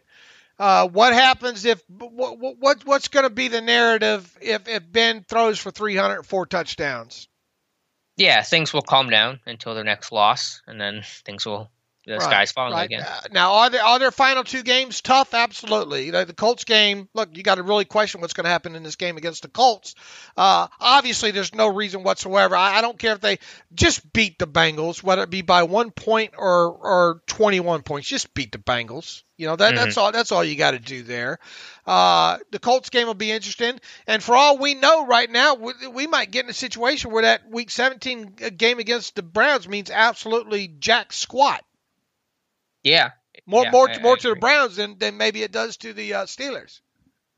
You know what would be interesting is, and I'm trying to get the hypothetical on the fly here, how do I want to frame this? If the only thing to play for in Week 17 is the potential for the 1 seed, but it would bank on the Chiefs losing that game to the Chargers, I wonder what the team's approach would be in that situation, if that's even a possible scenario, which I think it would be.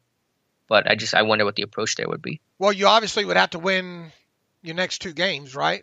Yeah, just assuming all that, assuming that whatever takes place needs to take place for that to matter for the Week 17 matchup, where the Steelers, they can't go any lower than 2 or 3 or wherever, and they can only get the 1 seed if they win and the Chiefs lose.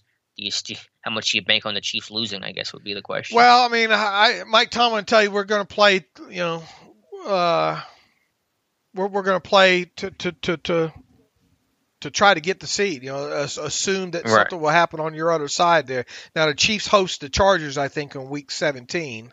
Right. So, but I mean, because obviously stranger things have happened, and sure, yeah. I mean, they could lose, but obviously, if there's something to play for, you probably want to bench your guys Week 17, let them get a rest. At least some of your, Ben and others, some key guys. I don't know. Anyway, I don't mean to get us on that rabbit hole. Just a thought that entered my mind. Look, here's the thing. What happens if you beat the Bengals this week and then you lose to the Colts, all right? And then then let's assume that number 1 gets locked out to the Steelers, all right? Which at that point I think is pretty safe to say that it would be. And then what if you're locked into either the number 2 or number 3 spot at that point? In other words, you're locked into at least a home game. Yeah, then if there's nothing to play for or nothing significant to play for, I think you rest some key guys for the Week 17 game. Right. And then you don't go try to choose, well, if we do this, we'll get this team in the first round. I don't think you play that way. No, not at all. I don't know where we were going with that. I don't know. I just took you down a rabbit hole for a change. Let's see. Jeff writes in, gloom, despair, and agony at 11-12. Good morning, guys. Do the Steelers have a receiver that can get separation on deep routes? All right. Well, funny, we kind of talked about that earlier in the podcast. Yes, but not, look, call James Washington was open. It don't get no more open down the field than that. Yeah, it does, but. Oh, yeah, but I get your point. Unless the corner falls down, it's hard to get more open than he was. And he's gotten open repeatedly vertically. I think he's a very good vertical receiver. That's why they drafted him. That's the place he made in college. That's largely the place he's made in the NFL. From the TV angle, looks like deep coverage is tight on every attempt. If Ebron is unwilling to block, should he be used more as a receiver and allow someone willing to block on the field? Well, other than dressing Raider, which you're not gonna that's not gonna happen. He says we have won 11 games, so hopefully our season has some more wins on the way. Thanks, guys. Merry Christmas, Dave. What are you doing with all the coal Santa brings you? I don't. All right. Yeah, burning it. Anything you'd like to add to any of that, Ebron and all like that? Yeah, Ebron. It's not that he's unwilling to block; he's just bad at it. So not that matters. It's really a distinction without a difference, but that's how I would evaluate Ebron's blocking. All this that we knew going into the season that you and I previewed when it comes to Ebron. Everybody gets all excited. They look at the tape. You look at his attitude after losses. Look, I don't think the guy going over to congratulate Josh Allen. I just think it's a weird flex. Is that what the kids say? It's a weird flex, but other than that, I don't think he did anything wrong. It's just you don't want to see your tight end go over there and get all excited for a guy after a loss on a national TV camera. Other than that, if that's the worst thing that we have to talk about right now, then and the whole Juju thing. I guess we didn't hit on that. Tomlin didn't. I don't believe that Tomlin didn't know about Juju doing that. How's that? I could buy it. Yeah, I don't believe that he didn't know about it prior to being asked. Let me rephrase it. I don't think Tomlin was unaware of it ahead of being asked the question about it. How do you think he would have found out? That guys ain't dumb to the what post game quotes and blogs or whatnot and you think Tomlin's writing about that. I'm not saying he spends 24/7 on Steelers Depot. I'm just saying, that he might have caught a glimpse of it at some point while following me and you on Twitter. But anyway, you see where I'm going. Long and short of it, I don't think it's a big deal. Do I wish Juju wouldn't do that? Yes. Yeah, do your TikTok dance just shy of being near midfield. How's that? Yeah, if I was Tomlin, I would tell Juju to stop doing that. I don't care about the TikTok dances overall, but don't dance on the logo of another team. Because what I don't buy as much as Tomlin's comment of it doesn't have any motivation on the opponent. I think right before pregame like that, obviously his team's highly motivated, but I think you're just adding a little extra fuel to the fire that's unnecessary. How is your TikTok dance? Oh, God. No, I am not on TikTok. Thank God. Never be on TikTok. You cannot make me be on TikTok. And we're going to keep it that way. Eric Fort writes in, resting starters and retaining Cam. Assuming the Steelers lock up the division Monday night in Cincinnati, which is dangerous at this point, could discuss the likelihood they concede the fight for the number one seed and rest some starters not only in Week 17, but Week 16 as well, in particular Ben and whatever knee issue he's dealing with. Second question, I think months ago we collectively scoffed at the notion that Joe Hayden could be a 2021 cap casualty, but would you entertain the idea in hopes of clearing space to retain Cam Sutton? Keep up the good work on the blog. Look, I wrote in some of those scenarios in there that there's do we think that it's going to happen with Joe Hayden and getting cut as a cap casualty?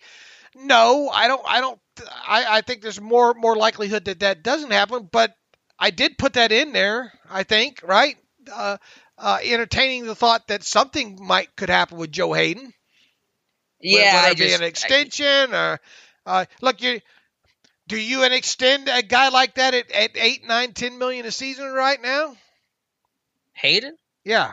No, I don't think they're going to cut him though either to re-sign somebody else. That's generally not how they do business. Hayden's played well this year. I usually not cutting guys to sign others is something that works out too often. All right. As far as the concede the fight, Mike Tomlin is not going to concede any fight as long as that number 1 seed still in play, I don't think. Yeah. No. What would a narrative be if they rest the starters in week 16 and 17, or really 17 and a whole, and come out and lay the biggest damn egg you've ever seen, biggest black and gold egg you've ever seen in the playoffs. Look, I think you have to, if week 17 is meaningless, if it becomes meaningless, then you got to get some guys some rest, period.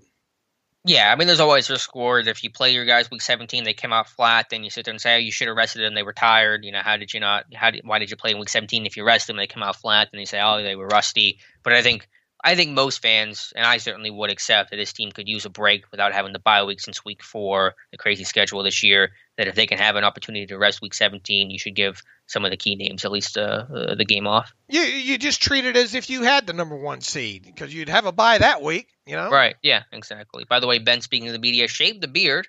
So no beard Ben today. Says he talked to Deontay Johnson, had a good conversation with him, end of the first half, trying to encourage him, and was happy with how Johnson bounced back in the second half. Ben also said he doesn't feel like the offense overall is being as physical as they should or need to be all the time. Shot fired. From not being as physical as should be. Says it's on perimeter and picking up blitzes across the board. Funny. Then get Jalen Samuels the hell off the field, for one. Number 2, James Conner didn't have a great rep in there on one of those guys coming. Yeah, no, he didn't. That pocket got really tight for Ben on that play, if I'm remembering the play That was correctly. The Claypool play, if I'm not mistaken. Yeah, where it came out, where he almost came back to the football, but I guess it just glanced off the ground. Is that a drop? I wouldn't call that a drop. All right. Louis Riddick interviewing for the Texans and Lions GM job this week, by the way. Let's see, Jonathan. Let's see. Who else do we have here? Austin Hackett. Austin and Denver. Do you think the Steelers will give any consideration to resting players last week or 2 of the season? I think we've already addressed that, especially if we win this week. Blah blah. I think with Ben's knee ailing and with 1 seed possibility looking so unlikely, I think it could really benefit to not play him versus Indy or Cleveland. Only thing I think is the only way the Steelers get to 1 seed is winning out. And if the Chiefs losing to the LA Chargers in week 17, wonder what you guys think about resting Ben and other key players. I think we've hit on a lot of that. If there's something to play for, they're going to play for it. If they get into week 17 and you're locked into, let's say, a 2 or a 3 seed there, then you obviously rest guys in week 17. As far as week 16 goes, unless the Bills have something, unless the Chiefs have something sewn up, which I think the only way they do that includes the Steelers losing in this week, which I don't think anybody's rooting for that to happen, then I think you play you guys against the Colts. Yeah, against the Colts for sure. Yeah, we'll cross that bridge if and when we come to it. Let's just get through. Let's get this team back on track, beat the Bengals, and go from there. More just a fun hypothetical, but which of these guys on IR do you think the Steelers are most missing right now? I think most would say Bud, but I really think Bush is number 1. An argument could be made that maybe Zach Banner is number 2. It's probably really hard to say how much he could potentially be helping our run game right now, if any. So if you could choose only to get one guy back right now, who would you choose? I know who I'm choosing. I'm choosing Dupree. I'm choosing Dupree as well too. No disrespect to Devin Bush. What was Zach Banner? We root for Zach Banner. Yeah, no disrespect to him. Let's see.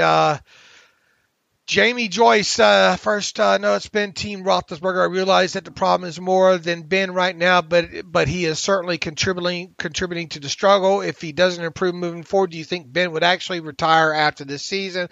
Haven't heard of jabs at retirement since Todd Haley was OC. Be hypothetical, if he actually retires, what do you think the Steelers do at quarterback? Would they trust Rudolph, go after free agent? Man, is it even worth, Jamie? No offense here, but man, we're looking to try to get through the final 3 games of this season right now, and then see what this team's going to do in the playoffs here. I understand the look ahead.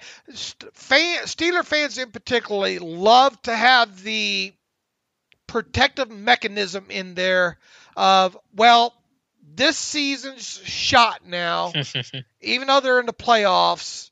And then should something happen, this team make a run, then they can always go back to that and say, well, I'm glad, their response will be, I'm glad I was wrong, or B, I told you so, right?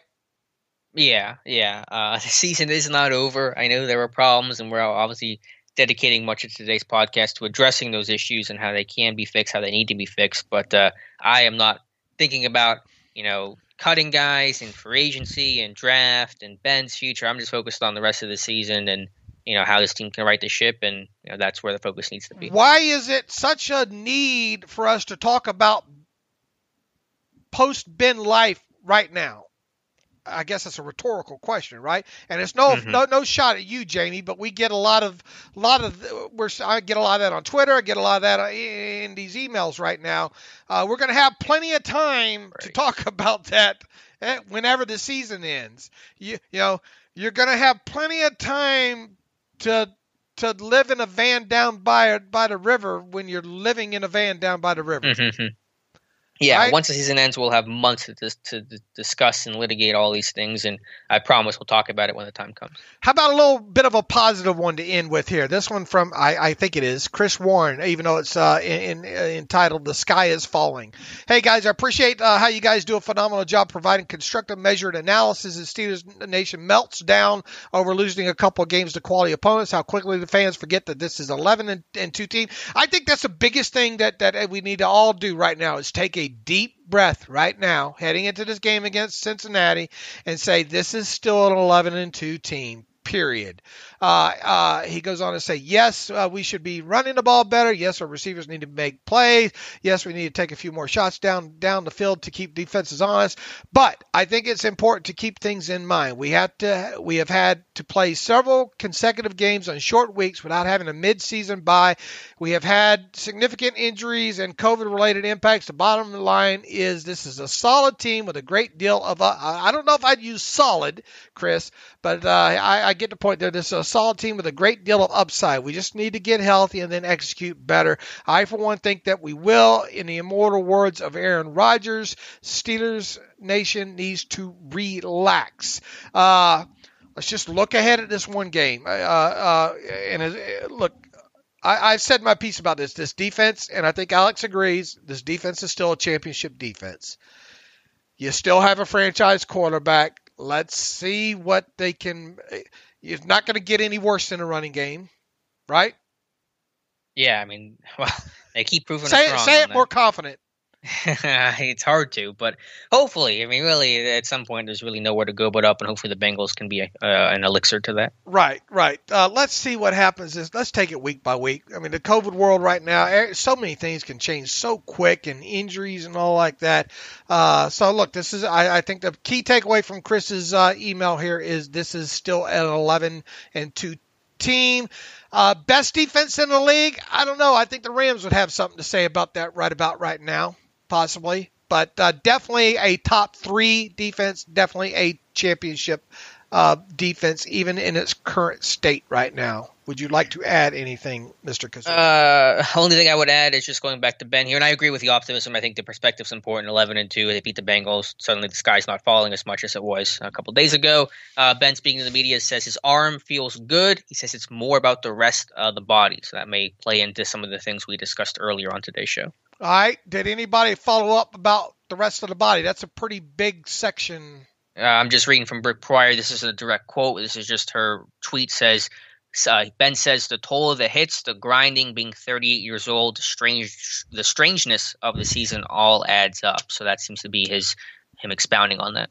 All right. What one question would you ask Ben right now if they would let us in those rooms? The problem with Ben is he doesn't give a lot of great answers. He's very diplomatic in his age, and after the whole media firestorm stuff, post-AB and retirement talk, but he doesn't really give you a whole lot.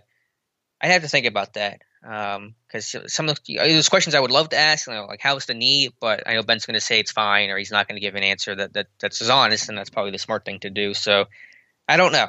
What question would you ask Ben? I'd definitely ask him about the knee. I would ask him,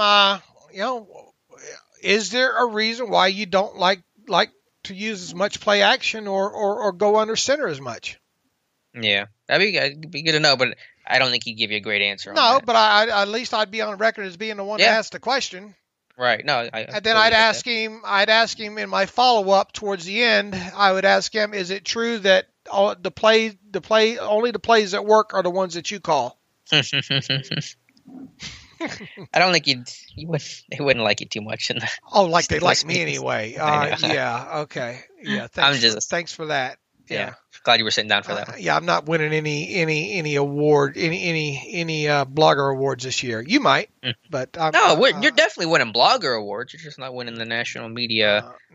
Suit and tie. Oh, I'll give you an award. All right. Let's see. We will get back after it on Friday. Hopefully, we will have our buddy Paul Dehner on to maybe talk about the Bengals put Geno Atkins on IR today.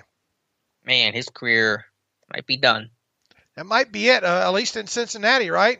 Yeah, he's 32, 33. I know his play's declined, a lot of injuries. I mean, yeah, he may play his last down. Ben Roethlisberger, other than just old knee and arthritis, my knee feels pretty good. That report was a phony thing. What is he talking about here with his knee? Disputes report.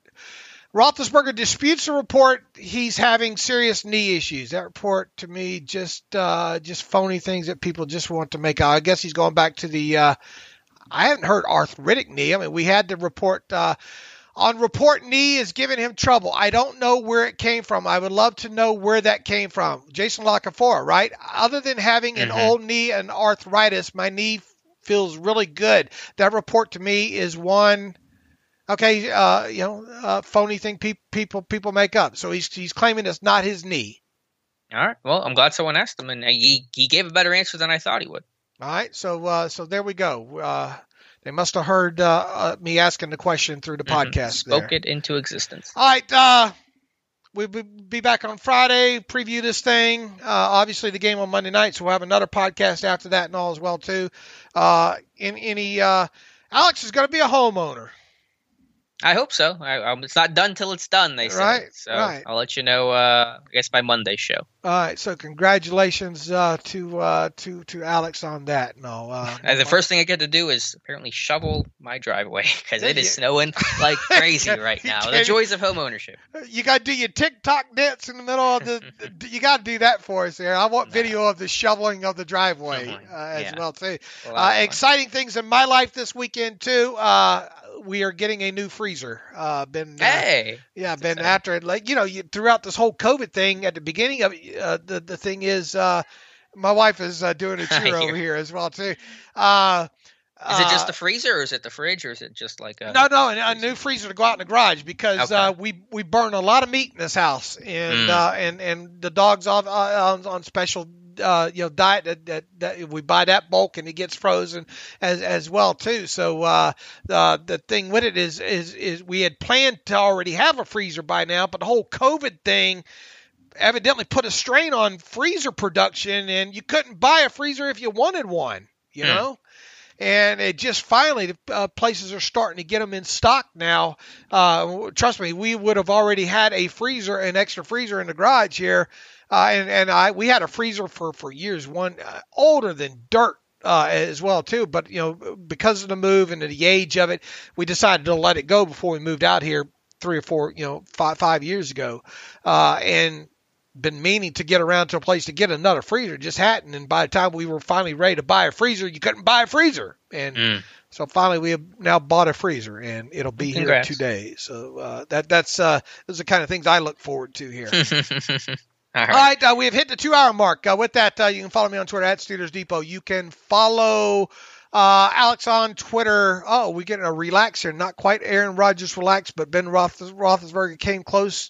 Just take a deep breath, and we've got time. So that reiterates what one of our emailers just said. Follow Alex on Twitter at Alex_Kozora. Follow the show at Terrible Podcast. Email the show, thetterriblepodcast@gmail.com. If you like what we do and want to donate to the cause, please go to SteelersDepot.com, hit the donate button up right navigational bar. Also, if you like an ad-free version, go to hit the ad-free for $25. For 1 calendar year, you can have an ad-free version of SteelersDepot.com.